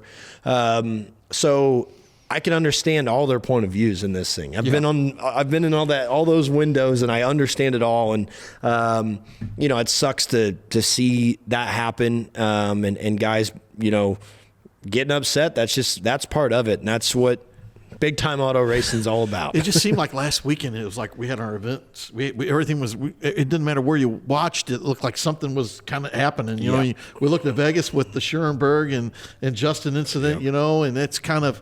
I listened to both of them. I actually thought it was more of a racing incident. Yeah. Then I could see. And then you're hearing both of them. I love the way Hunter's like, well, Justin's got all the answers. Yeah. Right. Yeah, and you know what? That's the fire that comes out of race car drivers when your shit gets tore up, and especially at a place like Vegas, you see how fast they're going. When things happen at big racetracks like that, not only do they happen faster, but they are way more violent than what happens when you're going 70 mile an hour somewhere. When you're running 125 mile an hour and a guy clips you. Schoenberg flipped from the flag stand to turn 1, so his head probably hurt. Yeah. He's in a new ride, and last thing he wants to do is be tearing up equipment. So I think all of that was just a culmination of, just a lot of energy going out in a lot of places. And I think as racers, listen, things are going to happen no matter what. And the last thing you ever want to do is be the one that's at fault. So rarely ever are you going to walk out and go, you know what, it just was really on me, and that guy did nothing wrong. You're probably going, well, he turned left a little bit, and I was coming up, and we hit, and nobody's ever going to see it the same. And so, like I said, you hate seeing anybody tear up race cars, and especially guys who are in new rides or guys who have been struggling and they're just trying to find their way through for a night. It's a demanding sport, and you get emotions, and that's what you should get, right? Like if one of those guys got out and was like, yeah, whatever, just tore up another one, we'll just pull another one out. You'd be like, well, that's probably not the answer we were looking for either. Right. So, you want to see fire out of these guys. You want to see them, pissed off that their stuff's junk. And I wouldn't expect any less, because I would have been no different than probably any of those guys. If I'm sitting in their seats, I'm probably saying the exact same thing as they all are. And if any racer tells you different, they're lying. It's just it's a wild deal. There's a lot of crazy things that were happening. And I want to really talk about the crowds last weekend. I mean, Volunteer, jam-packed. When they showed at the pit shack, oh my God, almost even before hot laps started, that was impressive, and I'm happy for Vic, dude. Yep. And he's poured his heart and soul into that operation, and then you go to Smoky Mountain, Seller's Place, and then you see the crowd and everything else, and great car counts, 40 cars, each night, and then you look, unfortunately the situation happened at Kennedale, but the crowd that was at Kennedale, and then you look at the Vegas crowds. I mean, dude, our sport. Our sprints and late models, it's obvious they're bringing the people. Yes. Yeah. And honestly, it's refreshing to see it, because for the last, I feel like two or so years, it's those early races are the ones that struggle the most, right? I think Vegas helps itself because you got the NASCAR track. But if you remember to Vegas last year, they didn't have people like that there. Now they did race Thursday, Saturday last year, not Thursday, Friday, Saturday. But, and then you see the late model crowds and what Vic and them have been able to do at Volunteer, and Roger Sellers he's just such a great promoter that he knows how to get people in the stands. And how that turned out to be an unbelievable race. Because at first, with the first probably 15, 20 laps, it was like, well, this is going to end up being a dusty follow each other around the infield. And then all of a sudden the racetrack widens out and we get a hell of a show until the unfortunate event with Brandon and Madden and Dennis. And that was something else. I don't know if you saw the video, but Dennis walked to another car. I didn't even know who it was. And he was pissed off at them. And you rarely see Dennis really showing angry emotion towards anybody. And I've seen it a few times. I've raced with them long enough that it does come out. Usually sometimes see it more from Heather. Yes. 1,000,000% Heather. Yeah. Yeah. Heather she's emotions are on her sleeve. But and so it's great to see. And it's awesome for the promoters, man, because there was a lot of money staked out over the weekend at all those places. I mean, Kennedale gets an unbelievable race on Friday night, with Baylog getting in the fence. They're coming off a 4 and, gravel wins and the people are on their feet going nuts. And they probably, gravel is probably, jacked up. So like, damn, they're cheering for me. Look at that. I got my fans back. So,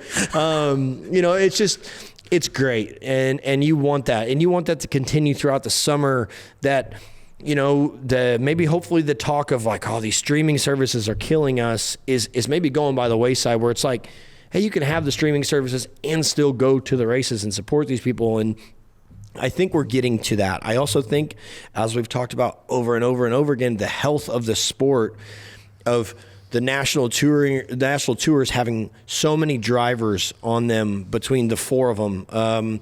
They're putting out a great product every night. We're seeing great racing over and over and over again. We're not just seeing somebody drive off into the sunset from lap 1 and go, well, that was terrible, right? Like the races from, if like JD did it at Golden Isle, he drove off, but hell, we watched the race for 2nd to 5th was spectacular. So I think it's just getting, to the point where people realize the product that is out there every night across all the platforms is exceptional, and it's great racing, and it's obviously high value entertainment.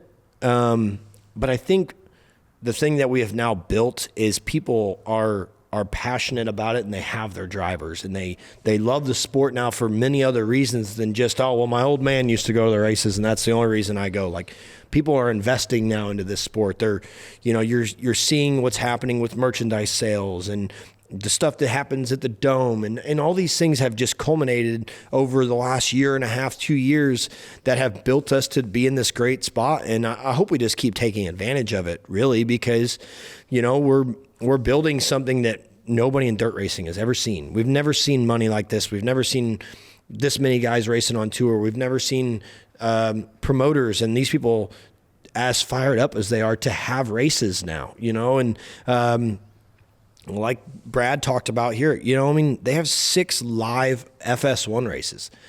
If you would have told any of us that 10 years ago that any racing would be live on national television, they would have never thought that. Right. And so now we have built something that obviously everybody's damn proud of, and that if it wasn't growing and it wasn't what people wanted to see, we wouldn't be on national television. Right. We wouldn't have the viewership that you see when Flo posts how many people tuned in for the Wild West shootout and the Chili Bowl in the same week, and what those numbers really looked like.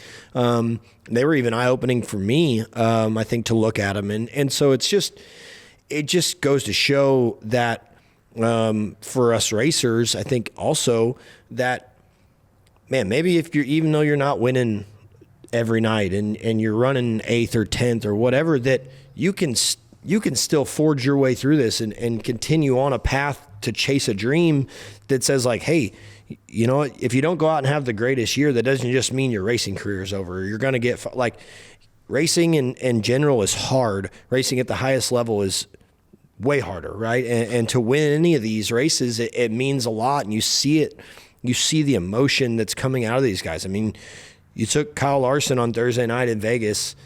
He's pumped up when he gets out. Corey Day wins Friday night. He's pumped up. You see what Aaron Reitzel looks like when he gets out, right? And while we're firing shots at each other, that's because it's how much it means to these guys to win these races, how much it means to these car owners and these crew members. I mean, you go back to what Donnie winning at Talladega, the emotion that was showed. Like, our sport is awesome right now, and it's just gonna get better when you got guys like Brad and Kyle at the top. You got World Racing Group who's willing to spend money and keep investing in places, and you see what Flo's doing over top of Lucas and High Limit, and the Outlaws have put together a great roster of drivers. It's just it's really cool to see. It's great for a guy like me looking at it going, man, I know that I can go pop in at some of these races, and hell, if I rip out a top 10, I'm making some money and I'm going home, and also my name is going to be out there, and that's what it's all about. If you got sponsors on the car and people who are backing you, you want them to get the recognition they deserve, and our platform clearly is showing that, right? It's showcasing it, because look at how many sponsors are on these race cars. Look how many new sponsors you're seeing and hearing about that you've never heard before, that guys are now able to go and go to a sponsor and say, look at how many people we get to see every night when they go out, and you listen to James Essex rattle off 7 sponsors for every guy that goes out there and qualifies, and all that stuff means a lot to everybody who's involved in it, and I think it's just going to keep growing and growing, and just it's cool to see the health of what our sport is becoming, even more than it ever was before, and it's it's great for us to be a part of it and be able to showcase it week in and week out. Is there a better sponsor in racing right now? Giovanni sells you having Chili's as a sponsor with the hot sauce nickname. Could it be any more fitting? No, it fits right in, and it lands perfectly for him because he's tied in with Carson Hocevar, who's making this massive name. When I mentioned the Barstool thing on about Brad, or about the Barstool guys being at Vegas this past weekend, the video clip I saw was Matthew Dillner with Flo talking to him, going, we got the Flo or the Barstool guys here. He's like, who are you repping tonight? And he's wearing a Chili's 77 hat because he's a host of our guy. But then he says, I got to ride with my guy Gio tonight. Nobody in the world that's on Barstool Sports probably had any clue who Gio Scelzi was. Now, if they tuned in and said, okay, who drives the Chili's 77 sprint car, Gio Scelzi's name now is forever etched out there in the sense of like, okay, who is this guy? What is sprint car racing? Like, we've never had that reach, right? And now we do, and it's unbelievable. Like, these guys' names can now take off across these platforms so fast and so quick, and it gives us a fighting chance. Guys who are regional guys or young kids who are looking, going, okay, well, I don't just have to make it to NASCAR anymore, right? Brad talked about it. We want guys to stay in the dirt world and know that they can race careers here, and that, dude, that's huge. I mean, I think that's the end goal for any of us who are dirt racers who never really wanted to forge that NASCAR path. I think if you're probably my age or older, that was the path that you thought you had to go if you were ever going to make it. And I think a lot of us now are finding out, clearly we are, that you can live and race dirt cars, and that's never been the case, right? Like, you could never just race dirt cars and that be your only income, and that's a real thing now, and it's only going to keep getting bigger and better, and like Brad said, bringing in corporate sponsors and more resources and more safety measures and all of these things that are so crucial in our sport. People are now wanting to be a part of it instead of us having to go tell them about it and convince them to be there. The other thing I thought Brad touched on, I thought was very interesting, like going to Montana, going to different markets. Naturally, I think that's another way of building our sport. Yeah. Those people up there, man, they want to see it too. I mean, hell, we got Michael Leach out there, you know, and so that everybody goes, how does that work, you know? But I think that's what's exciting. And before we go any further, the one thing I also want to make sure we touch on are the winners last week. It was good to see Mike Marlar after the situation that we saw that happened a couple of, the week before, just having bad luck and getting in the fence and loading up and going home pretty much at Golden Isles. Then he comes back, and then and gets, a volunteer place, of course, he's very comfortable at, and gets the W. And then, of course, Bobby continues to go to places and win at that some people don't think he can win at, and he keeps proving people wrong. And yet that points title, Nick is still right there, which is going to be, I'm telling you right now, folks, hold on your hats because, man, this Pearson Hoffman thing and old man McCready ain't giving up. It's sitting right there in the third, and we all know how consistent he can be. Yep. Oh, yeah. And and Turbo is off to a great start. Yeah. So, I'll let you talk a little bit about, the guys that, with Marlar and Bobby winning. Yeah. Listen, Mikey is hands down one of the best guys you'll ever meet in this sport.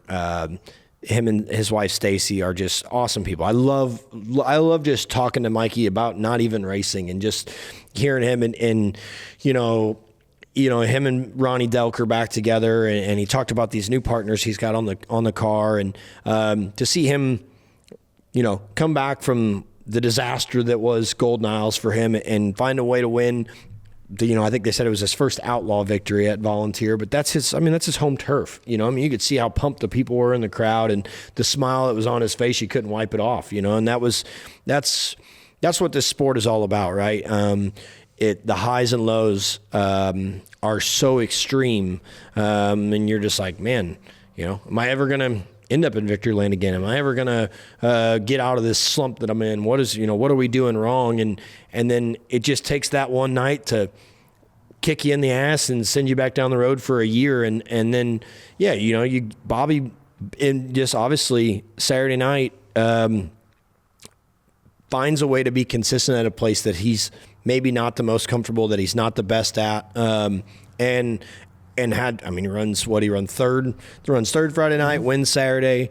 I guarantee you, if you'd have told him before the weekend that he was going to run third and first, he would take it 100 times out of 100. I think anybody would take those, but Bobby is known to win races and all those things. And obviously, they kept talking about it on Dirt Vision that he had never finished in the top 10 at Volunteer. And so, yeah, that points battle is going to be just like neck and neck all year. There's going to be stretches that Bobby goes on a tear, then Nick goes on one, and Tim, like you said, he is so consistent. And when he gets hot, there's not anybody that's much better in the country than Timmy McCready when they're on a hot streak, because he'll just rattle them off out of nowhere, right? And he'll come from wherever at in the field to make it back to the front. So sneaky. Yeah, absolutely. And so that one's shaping up, and yeah, it just there's a lot of good things happening.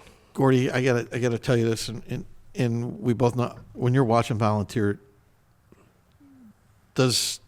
when you're watching it and your heart is like me, do you not think of Scott? Oh, absolutely, man. When I watched Dale Mack start rolling up through there, yes, I saw the same thing. It's like him and Scott are the only two, I guess Jimmy as well, that ever were able to move down off the racetrack when everybody else is up there and past cars. And like Dale got rolling there for a little bit, and then he kind of stalled out. But yeah, you just think of seeing the zero go around there. That's it breaks your heart, man. Yeah, well, it's just it's tough. You think about all the moments that we don't have them here with us, and all the places that you go, and you just think of Scott being there, and you would have never imagined a day when Scott's not, at a Tennessee national touring race. So you miss him, and we all do, and but at the same time, he would want to just continue forging on and grow the sport. He's one of the main reasons we ever had so many fans in the stands in the first place. And, the people that came and loved him, the people that hated him, they watched because he was there, whether it was one way or the other. And that's just the way it was. And it will always be weird until the day that we're all gone to not see the zero out there. And he left an everlasting impact on the sport, and no matter where the sport ends up going, it will ultimately be because Scott helped us. He was the first big stepping stone in growing our sport to what it has become today. And without the personalities of guys like him, we wouldn't have any of what we're doing. Right. And the other thing I want to touch on before, on the late model side of things, is Jimmy Owens. There's been a lot of talk, Kohler Motorsports, basically, understand now, sold the hauler, that he doesn't, so Jimmy's kind of like searching, it looks like, and he's going to listen. there's a few car owners out there that probably didn't even realize that this guy might be available. And I'm sure as it gets more out there, especially as you get closer to June, where this guy's won a few races at Eldora or something, somebody or something's going to happen, and I felt bad for Jimmy because everything going on, and then the incident happens, and he flips and stuff, and I felt terrible for him because, man, it's just. I say it again. There's certain guys out there, man. When they're running good, it's great for our sport. And I said it like when Donnie Schatz is running good, it's great for racing. And Jimmy Owens falls in that category too. Yeah. Well, Jimmy's a guy that's always done it the right way and gone about it the right way, and won races respectfully and championships and all the things that he's accomplished in this sport. And I think obviously this probably isn't how he wanted his 2026 to start out, kind of on a I don't know what I'm doing basis. But, those guys always find a way to land on their feet. The ones who have always done it the right way, and they will find support because they're too good of race car drivers to not be in a seat every weekend racing or whenever he wants to race, I guess you'd say. But like, if he wants to run 50 races, he should be able to run those 50 races because he can win them at any time. It's just the reality of the situation is if Jimmy Owens is in the field, he's absolutely a threat to win the race. Like, it's just he's won too much and done too much in this sport not to be looked at as one of those guys, and he always will be. He will definitely land on his feet no matter what he does. I saw the other night they rolled the other car to go to Smoky Mountain and stuff, but the hell, that's hard. Like he was planning on running Vic's car all weekend, and then you get tossed into that situation, and now you're kind of scrambling. And I saw Vic said they're going to get a new frame, and Jimmy will be back in it, and all that stuff. So, just sucked to see that happen. Jimmy is such a just awesome human being, and a great advocate for dirt late model racing. And you're 100% right. When Jimmy Owens is winning, always right in the world. And I think, Jimmy's not going anywhere. That's, the thing I would say. And obviously Kohler and them, they had their deal, and it, maybe it just doesn't work out, and that's the way it goes. Shit happens. And, they're focused on RT and the boys racing, and they got modifieds and late models. They got everything. I don't know what they're going to add next to the stable, but there's something, I'm sure. So, it's just sometimes you get a little stretched too thin. You got to reel everything back and focus on, what's best for both parties. And clearly for now, that meant, hey, Kohler needed to get RTJ back, on the podium and get them right and get them going. Yeah, and he's picked it up. And then before we shift gears and talk about our sprint car guys, we're going to talk a little bit about the fact that this weekend the World of Outlaws head to Magnolia. Yep. They got a show, a 12 and a 20, I believe, this weekend at Mag. And so that's kind of exciting. There's some pretty good cars down south. It's going to be, I bet there's 50 to 60 cars. I wouldn't think there'd be any less than that. You're right down there where a bunch of guys like to go. You drag your Clay Stuckies in, and you get Ashton Winger probably is going to be there, and then it's a place Turbo's had a lot of success at, and then there's a bunch of guys in that area who are really good locals that race at Magnolia and stuff. So it'll be a big field of heavy hitters. Lucas is off again. Right. So I would imagine, you might see the Rocket One drop in there. There's just no telling.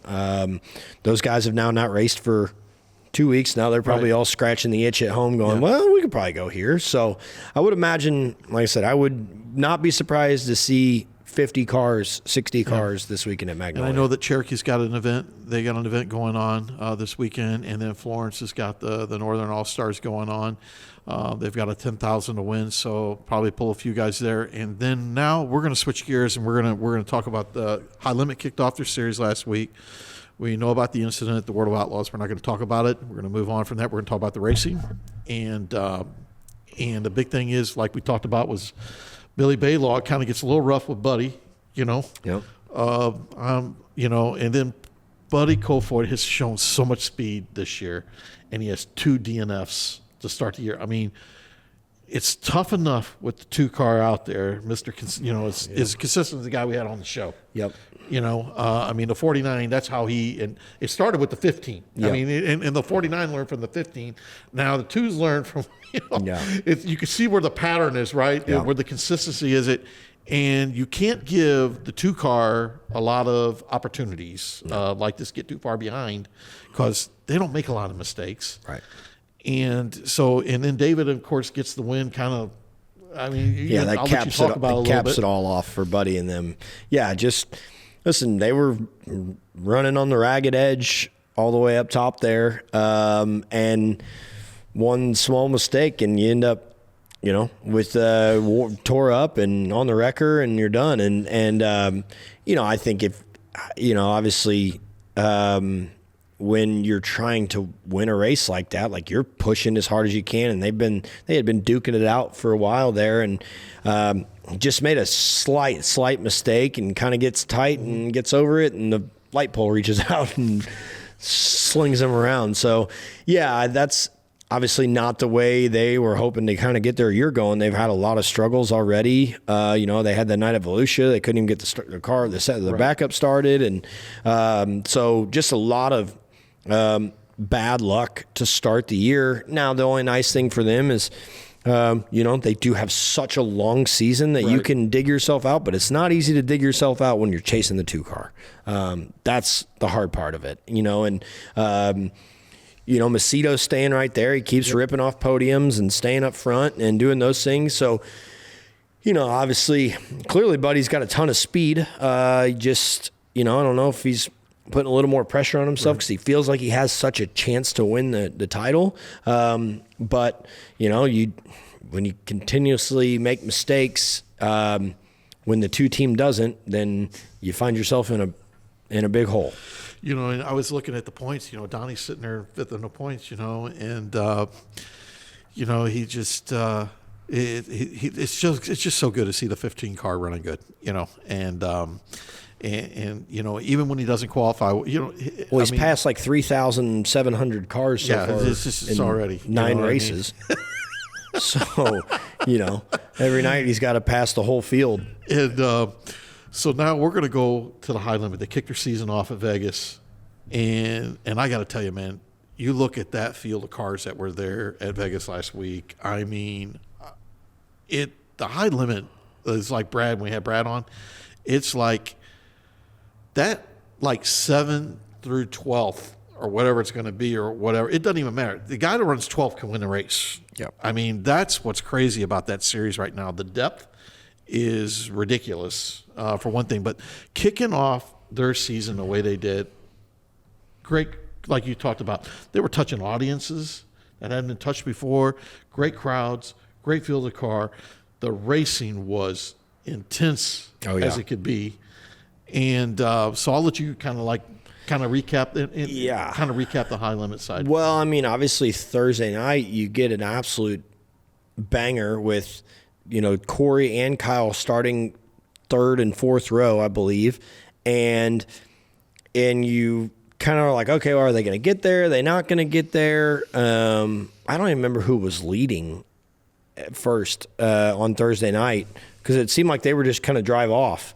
And the next thing you know, they just get swarmed, and they went from like the lead to 4th. I cannot remember who it was. But, then you get an unbelievable show. Gio was good. Yeah. And then, you get Kyle kind of runs off there, gets mired in lap traffic, and then Corey's just up there wailing on it, and they cross the line bumper to bumper.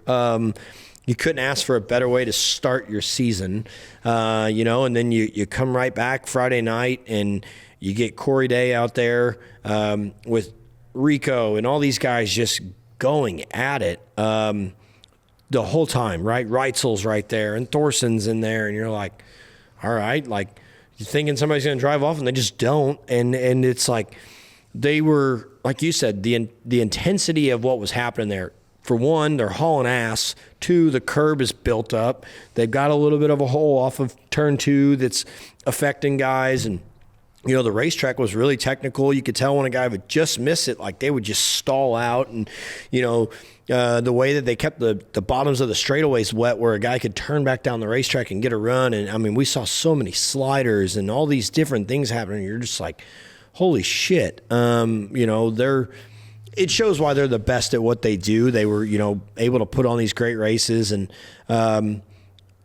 Sonny comes from the back on Saturday and gets up in there and makes a good run out of it. And, but you get, Corey Day kind of spewing, talking some shit after he wins on Friday night. And then you couldn't have asked for a better guy to kind of recap it on Saturday with Reitzel winning it. Because, listen, as much as you think maybe these guys don't hear everything, they know when somebody's out there, kind of feeding it to everybody. And, you got to, I mean, until Corey broke, you had Reitzel and Rico and Corey and Tanner all right there just going at it. And I think what shocked me the most was that I kept waiting for Tanner to just go start running the bottom, right? Like, that's his thing. And instead, Corey's running the bottom and Tanner's up here just hammering on it. And I thought, man, it was really cool to see, because that's a huge confidence boost for Tanner, alone just to be up there and be competitive, but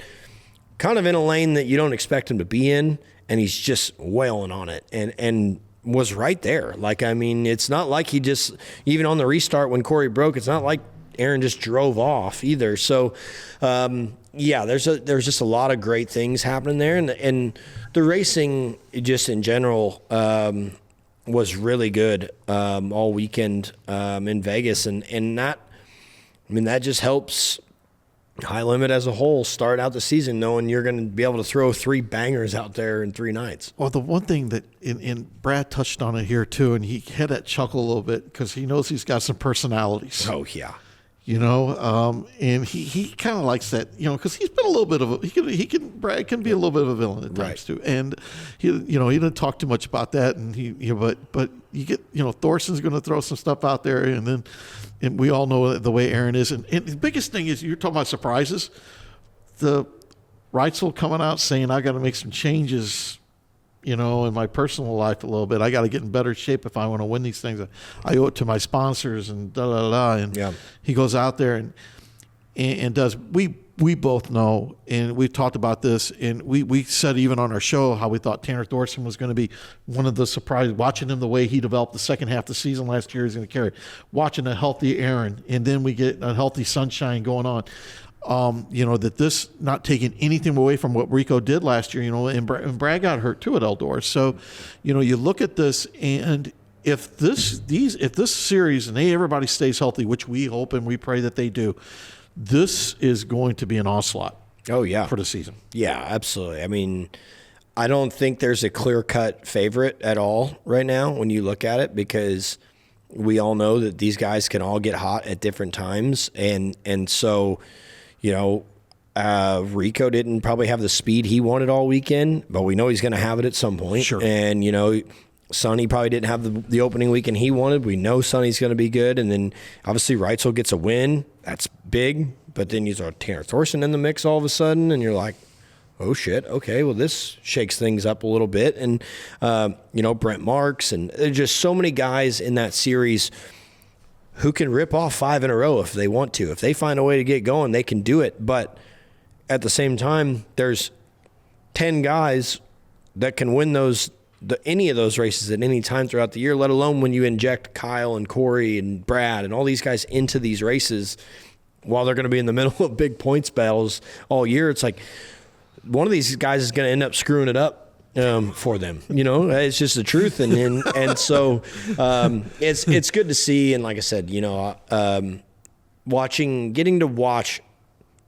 high quality racing like that, there's just nothing better. And it's really, really cool to see. I'm mad at myself because considering going out to Vegas for the high limit opener and didn't, I will be there next year. I thought the same thing. Yeah.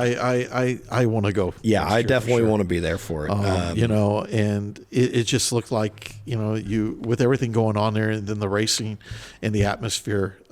They, like Brad said, they put a lot of effort into this event to kick it off. It is one of their definitely biggest events of the year, and it went on without a hitch.